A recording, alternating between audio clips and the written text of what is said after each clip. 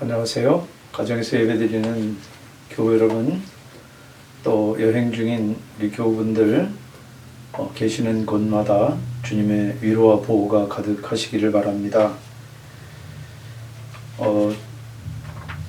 오늘 주일 오후 7시부터 화상줌을 통해서 구약 민수기 강해를 시작합니다. 참가하기 원하시는 분은 주보에 그 링크를 제가 기록을 해 놨습니다. 7시 5분 전까지 접속하시고 비밀번호는 우리 교회 전화 끝번호 3410입니다. 현장 예배는 8월 30일 주일 오후 3시에 부터 시작을 합니다. 오늘 또 콜롬비아에 확진자가 가장 또 기록을 깨면서 많이 늘었습니다. 여러분들 외출하실 때는 마스크를 반드시 착용하시고 거리두기 2m를 꼭 지키시기 바랍니다. 가급적이면 외출을 자제하시고 외출 후에는 비누로 잘 씻으시기 바랍니다.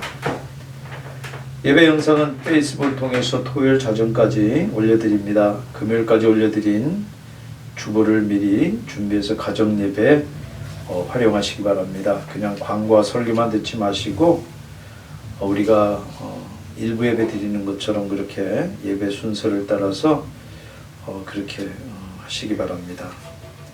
오늘 하나님 말씀은 사도행전 24장 22절부터 27절까지 말씀입니다. 세번역 성경으로 제가 읽겠습니다. 벨릭스는 그도와 관련된 일을 자세히 알고 있었으므로 천부장 루시아가 내려오거든 당신들의 소송을 처리하겠어 하고 말하고서 신문을 연기하였다. 그리고 백부장에게 명령하여 바울을 지키되 그에게 자유를 주고 그의 친질이 돌보아 주는 것을 막지 말라고 하였다. 며칠 뒤에 벨릭스가 유대 여자인 자기 아내 드루실라와 함께 와서 바울을 불러내어 그리스도 예수를 믿는 믿음에 관하여 바울이 설명하는 것을 들었다. 바울이 정의와 절제와 장차올 심판에 관하여 말할 때 벨릭스는 두려워서 이제 그만하면 되었으니 가시오. 기회 가시면 다시 당신을 부르겠소 하고 말하였다. 동시에 그는 바울에게서 돈을 받을까 하고 은근히 바랐다. 그래서 그는 바울을 자주 불러내어 이야기를 나누었다. 2회가 지난 뒤에 보르기오 베스토가 벨릭스의 후임으로 직책을 맡게 되었다. 그런데 벨릭스는 유대 사람이 환심을 사고자 하여 바울을 가둬둔 채로 내버려 두었다. 기도하겠습니다. 성령 하나님, 주님께서 친히 우리 심령들에게 말씀하시는 것을 듣기를 원합니다. 저희들의 경험과 상식들 겸손하게 주님의 말씀의 권위 앞에 내려놓고 낮아진 저희들 심령을 향해서 높고 어미로우신 주님의 말씀이 넘쳐 흘러 들어와서 우리들을 다듬고 변화시키고 우리가 주님의 그 처소가 되는 그런 역사들 늘 넘치도록 주님 주장해 주시옵소서. 예수님의 이름으로 기도합니다. 아멘. 사도행전의 흐름이 아주 급박하다가 이제 좀 고구마를 먹은 것처럼 답답하게 그렇게 바뀝니다. 지중해를 가로지르고 산 넘고 강 건너서 곳곳을 누리면서 복음을 전하던 사도 바울이 꼼짝없이 감옥에 갇힙니다. 우리가 지금 격리돼서 겨우 넉 달 지냈는데 얼마나 답답합니까?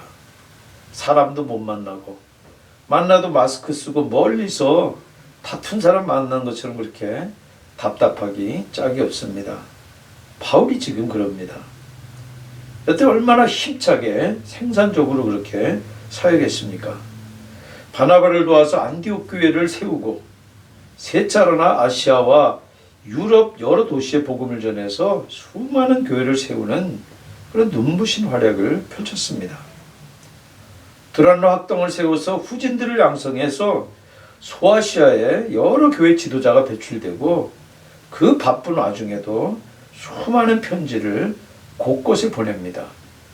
14편을 보내지만 한 편은 사라지고 13편 지금 성경에 기록되어 있습니다.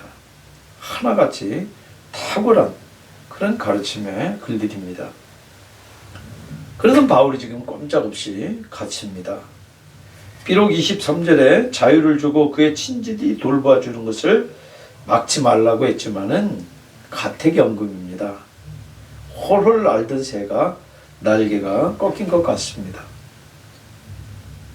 여러분들, 바울 같은 이 복음 전도자가 자유롭게 땅끝까지 모든 민족에게 복음 듣도록 그렇게 전해야 하는 것이, 그것이 하나님에게도 유익이 아닙니까?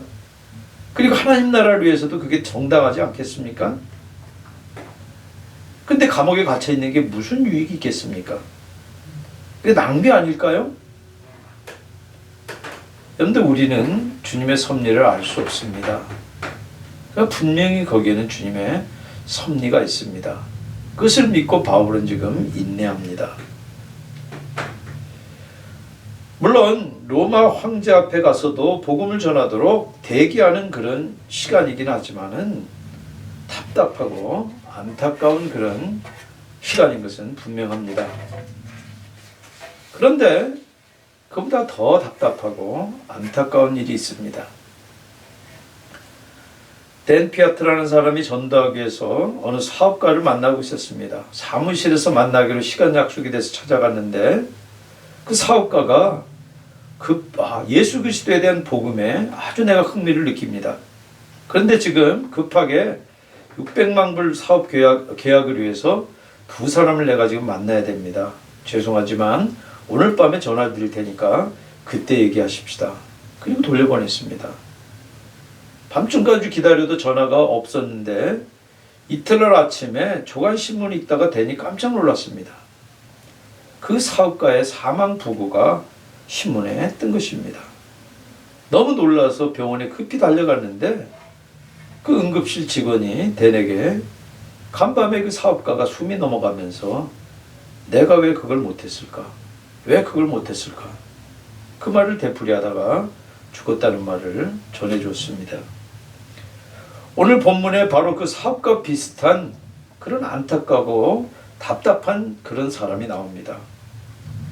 바울이 논리정연하게 우리가 읽지 않았지만 바로 이 앞에 부분에 10절부터 21절까지 자기 무죄를 변론하면서 아주 효과적으로 복음을 전합니다.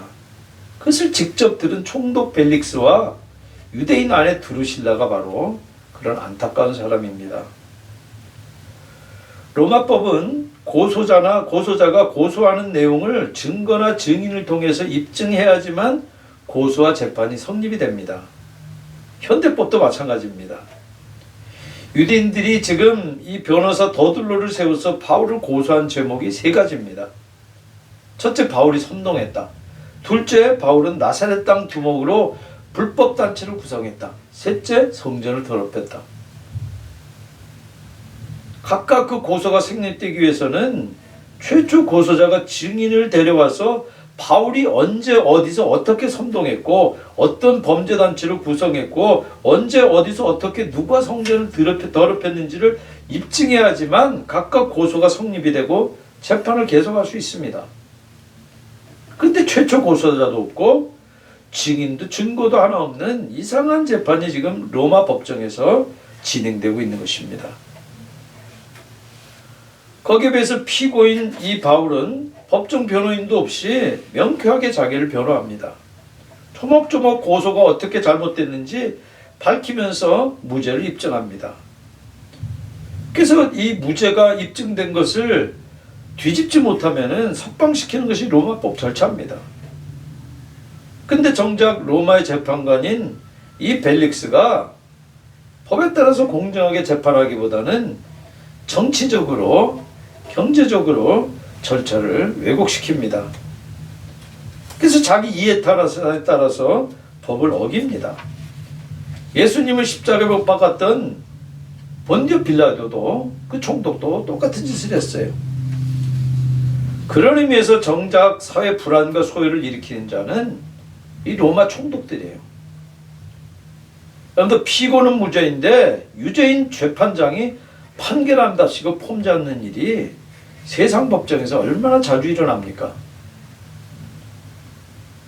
바울이 19절에 분명하게 내가 한 일을 들어 고발할 것이 있으면 그 사람들이 총독님 앞에 나타나서 고발했어야 마땅할 것입니다. 로마 법 절차에 호소하면서 법적인 절차가 지금 잘못된 것을 지적한 거예요. 그러면은 소송 당사자를 소환하거나 그래서 출두하지 않으면은 그 고소는 무효다. 그렇게 석방하는 것이 이것이 공정한 법 절차예요. 고소자도 증인도 없으면은 적어도 이 직전에 심리했던 공회에서라도 대신 바울의 죄를 찾아서 고소했어야 되는데 공회도 바리새파 공회원들이 바울의 무죄를 이미 선언해 버렸어요. 그러니까 지금 남아있는 죄목은 사두개파 공회인들이 이 대제사장 아나니아와 함께 유대인들과 더불어서 고소하고 있는 내용인데 그거는 바로 죽은 사람의 부활에 대한 바울의 신학적 믿음을 고소한 거예요. 그 죄로 바울을 유죄 판결하려면은 절반에 가까운 바리새파 공회원들까지 바울과 함께 감옥에 집어넣어야 되는 그런 상황이에요. 지금 바울이 전한 이 복음은 벨릭스도 아주 익숙합니다. 22절에 보면은 벨릭스는 그 도와 관련된 일을 자세히 알고 있으므로 재판을 휴정합니다. 벨릭스는 유대와 사마리아 총독으로 6년간 다스립니다. 그래서 기독교인들의 모임 장소라든지 활동에 대해서 상당한 첩보를 가지고 있었을 거예요. 그리고 이미 천부장 루시아가 서면 본고한 것처럼 벨릭스도 바울에게서 아무 죄를 찾지 못합니다. 로마법으로는 법을 위배한 일이 없어요. 공회도 못 찾았고 더둘로의 고소로도 지금 증거를 제시할 수 없으면은 바울을 풀어주는 것이 바로 공정한 재판 절차입니다. 근데 벨릭스는 그렇게 않습니다. 그렇게 않는 데는 이중의 계산이 깔려 있어요. 첫째는 바울을 풀어줬다가 공연히 유대 종교 지도자들의 미움을 살 수가 있어요. 그러면 그들의 협력을 기대하기 어렵고 앞으로 유대 총독으로서 정치력을 행사하기가 그만큼 어렵게 될 것이라는 그런 정치적인 계산이 거기 깔려 있어요. 그리고 두 번째로는 바울에게 뇌물을 받아낼 수 있을지 않을까 하는 그런 계산도 깔려 있습니다. 3차 선교를 마치고 예루살렘에 돌아올 때 기근을 겪는 그 예루살렘 교회를 돕기 위해서 유럽과 소아시아 여러 교회들이 헌금한 걸 바울이 가지고 왔어요. 바울이 직접 이 벨릭스에게도 그 얘기를 합니다. 17절에 나는 내 결에게 구제금을 전달하고 하나님께 제물을 바치려고 여러 해 만에 고국에 돌아왔습니다. 그래서 그걸 아는 거예요. 그래서 벨릭스는 그 두 가지 계산에서 판결을 미룬 것입니다. 그리고 2년 동안이나 아무 재판도 공청회도 없이 바울을 가둬버려요. 비록 부분적인 자유를 사람을 자유롭게 만날 수 있긴 하지만은 갇혀 지내는 게 얼마나 답답합니까? 요즘 우리가 겪는 것처럼 바울에게도 결코 유쾌한 경험이 아닙니다. 아주 답답하고 그런 좀 안타까운 시간이에요. 그러나 그 기간 중에 벨릭스는 개인적으로 조사를 합니다. 특히 유대인 안에 드루실라가 바울에게 듣고 싶어 합니다. 그래서 아내에게 점수 딸 요량으로 벨릭스가 바울을 소환해서 들어요. 벨릭스는 사도행전 12장에 나오는 그 헤롯 아그리파 1세의 막내딸입니다. 그리고 다음에 25장, 26장에 나올 헤롯 아그리파 2세의 여동생입니다. 미모가 빼어나지만 도덕관념이 없는 그런 루즈한 여성입니다. 벨릭스에게도 세 번째 아내였고 드루실라 역시 전 남편을 버렸어요. 결국 이 두 사람의 느슨한 라이프 스타일이 바울이 전하는 복음을 가로막는 걸림돌이 되고 맙니다. 25절에 바울이 정의와 절제와 장차올 심판에 관하여 말할 때 벨릭스는 두려워서 이제 그만하면 되었으니 가시오. 기회가 있으면 다시 당신을 부르시오 하고 말하였다. 세상에 죄 없는 사람이 어디 있습니까? 그러나 설령 죄가 있다 할지라도 가늠증에 붙잡힌 여인처럼 주님 앞에 겸손히 죄를 자복하면은 죄는 은혜로 나가는 문이 됩니다. 그러나 자존심 세우고 회개하지 않으면 죄는 저주로 떨어지는 지옥문도 됩니다.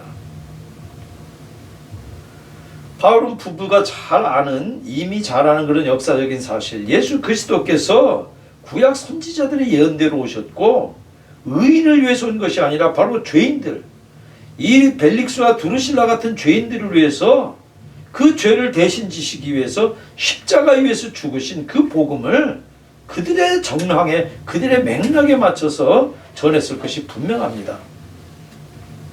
그러니까 25절에 정의와 절제와 장철 심판을 말한 거예요. 정의는 잔인한 벨릭스가 약한 사람들을 압제한 죄를 찌르는 양심의 소리가 됐을 거예요. 그래서 뜨끔했을 거예요. 절제는 두루실라에게 빠져서 부정한 결혼 생활하고 있는 그 절제 못하는 그 욕정을 찌르는 양심의 소리가 됐을 거예요. 그래서 뜨끔했을 거예요. 장차 오는 심판은 그 죄들 때문에 피할 수 없는 그 형벌에 대한 그런 양심 깊은 곳으로의 그 두려움이 있었을 거예요. 그래서 뜨끔했을 거예요. 바울이 차근차근 타으려니까 두 사람이 두려워합니다. 양심에 깊이 찔림이 와서 깜짝 놀란 거예요. 그래서 그만하면 됐으니 가시오. 더 이상 찔림받기를 포기합니다. 복음을 듣고 복음이 주는 그 축복과 보장을 기뻐하면서 복음이 도전하고 바꾸기 요구하는 라이프 스타일은 거부하는 거예요. 그래서 칩 그레이스는 절대 그레이스가 아닙니다. 싸구려 복음주의는 절대 복음이 아닙니다. 예수 믿고 복받아서 형통한 삶 살기는 원하면서 예수님을 위해서 손해보고 희생하는 것을 포기하는 그런 칩 그레이스는 그레이스가 아니에요. 그렇게 해서는 진정한 인격적인 관계 가운데 절대 들어갈 수 없습니다. 주님의 공의와 이웃사랑에 무관심할 수밖에 없어요. 펠릭스는 그 후로도 바울을 자주 불러서 듣습니다. 사도행전의 저자 누가는 뇌물을 기도해서 그런 사실을 밝히고 있어요. 26절에. 그는 바울에게서 돈을 받을까 하고 은근히 바랐다. 그래서 그는 바울을 자주 불러내어 이야기를 나눴다. 단지 돈만 탐냈겠어요? 돈보다도 더 값진, 돈으로 살 수 없는 그 무엇이 바울에게 있다고 하는 그 양심 깊은 곳으로의 갈망이 계속 바울을 만나고 싶어 했던 거예요. 만약 그 바울을 만나서 그 가르침을 들을 때 벨릭스가 그 양심이 각성한 대로 따랐더라면은 그는 그 자기 양심을 찌르는 그 죄책 때문에 참 자유를 주시는 예수 그리스도를 만나서 그 사죄의 보혈을 믿었을 거예요. 바울도 지금 자기가 풀려나는 것보다도 더 벨릭스가 죄에서 풀려나는 것에 마음 쓰면서 기도하는 가운데 복음 전하고 만났을 것이 분명합니다. 그러나 안타깝게도 벨릭스는 사도에게 직접 복음을 듣고도 회개하고 주께 돌아오거나 구원받은 아무 증거도 없습니다. 두루실라도 마찬가지예요.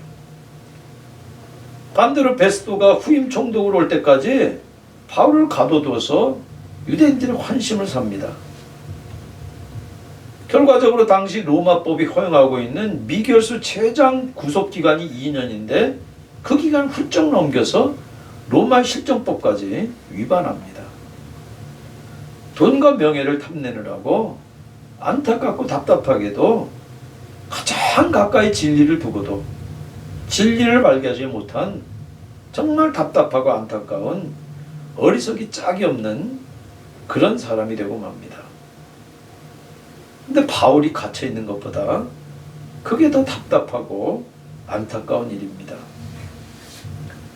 어쩌면은 그만 됐으니 가시오. 기회가 있으면은 다시 당신을 부르겠소.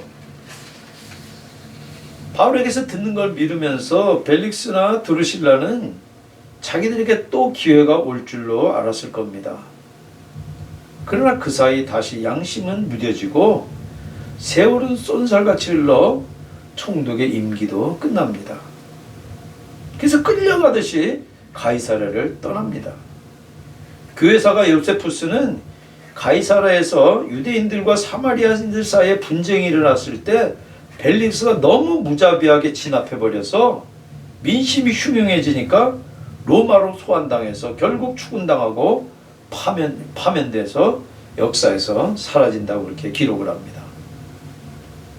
정말 복음을 들으면서 마음이 환해지고 죄책에서 벗어날 수 있을까 하는 그런 기대감에 잠시 기뻐했을 그 벨릭스와 드루실라 부부의 안타까운 모습이 응급실에서 내가 왜 그랬을까? 왜 그걸 못했을까? 그랬던 그 사업가의 마지막 넋두리하고 뭐가 다릅니까? 사람은 시간의 주인이 아닙니다. 자기가 정에서 태어나거나 정에서 죽는 사람이 어디 있습니까? 하나님이 보내셔서 태어났고 주님이 부르셔야지 언제든지 우리가 갑니다. 사람에게는 오늘이라고 하는 시간밖에 없습니다. 바로 오늘을 만나는 사람마다 그런 안타까운 일이 생기지 않도록 우리가 복음을 전하십시다. 그러나 무엇보다도 남에게만 전하지 말고 오늘 내 양심을 향해서 주님이 말씀하실 때 내 양심을 향해서 정의와 절제와 장차올 심판에 대해서 말씀하실 때 두려워서 이제 그만 되었으니 귀에 있으면 다시 듣겠소. 그러는 대신에 주님 말씀하세요. 비록 지은 죄가 크고 무섭지만은 이제는 십자가 공로를 의지해서 주님 사랑하겠습니다. 그렇게 주님을 사랑하면은 정의와 은혜와 율법이 서로 부둥켜 안는 일이 우리들 삶 가운데 일어납니다. 그래서 정의와 은혜와 율법이 제 삶 가운데 서로 부둥켜 안고 하나가 되는 일이 내 가운데 일어나게 해주세요. 지금도 우리 마음 문 밖에서 서서 두드리는 주님의 음성, 요한계시록 3장 20절에 말씀하고 있는 그 7교회는 다 믿는 사람들 공동체를 향해서 주님께서 이야기하시는 거예요. 믿는다고 하지만은 주님을 마음 보좌의 중심에 모셔서 주인으로 모시고 그렇게 살도록 그렇게 마음을 열면은 주님이 들어와서 함께 먹고 마시며 주님의 식구로 동거하는 그런 은혜를 베풀겠다고 우리에게도 지금 촉구하고 부르고 계십니다. 그렇게 우리 마음을 활짝 열고 우리 마음의 보좌의 주님을 받아들여서 주님이 원하시는 그 방향으로 주님이 기뻐하실 것이 무엇일까? 내 말하는 것, 내 생각하는 것, 내 행동하는 것이 주님을 기쁘시게 하는 것에 우리들의 마음이 한껏 쏠려 있는 그런 저 여러분들이 다 되시기를 주님의 이름으로 축원합니다. 참 좋으신 하나님, 우리 가운데 주의 성령으로 충만케 임재하셔서 우리가 육체 정욕과 안목의 정욕과 이생의 자랑에 끌려다니는 것이 아니라 주님이 기뻐하시는 뜻이 무엇일지 주님의 그 뜻이 하늘에서 이루어지는 것처럼 이 땅에서 내 삶을 통해서 이루어지기를 소망하고 그렇게 주님과 동행하는 그런 저희들 다 되도록 은혜 베풀어 주시옵소서. 예수님의 이름으로 기도합니다. 아멘. 주보안에 있는 찬송가 535장 찬송하시겠습니다. 주 예수 대문 밖에 기다려 섰으니 단단히 잠가두니 못 들어오시네. 나 주를 믿노라고 그 이름 부르나 문 밖에 세워두니 참나 예수지라. 문 두드리는 손은 못 박힌 손이요 또 가시 멸류관은 그 이마 둘렸네. 이처럼 기다리 되심 참 사랑이로 문 굳게 닫아두니 한없는 내 죄란 주 예수 간곡하게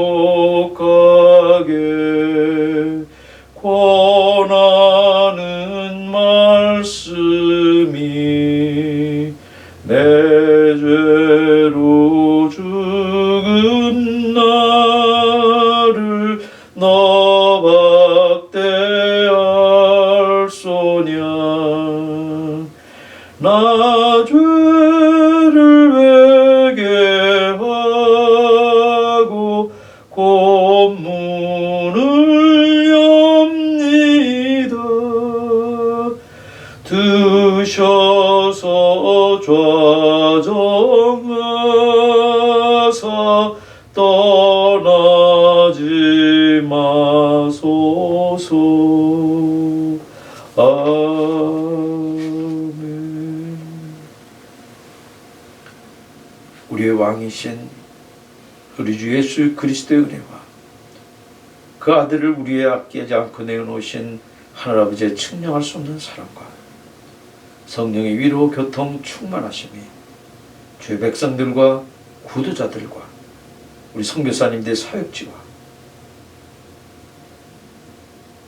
그리고 이 땅의 공의를 위해서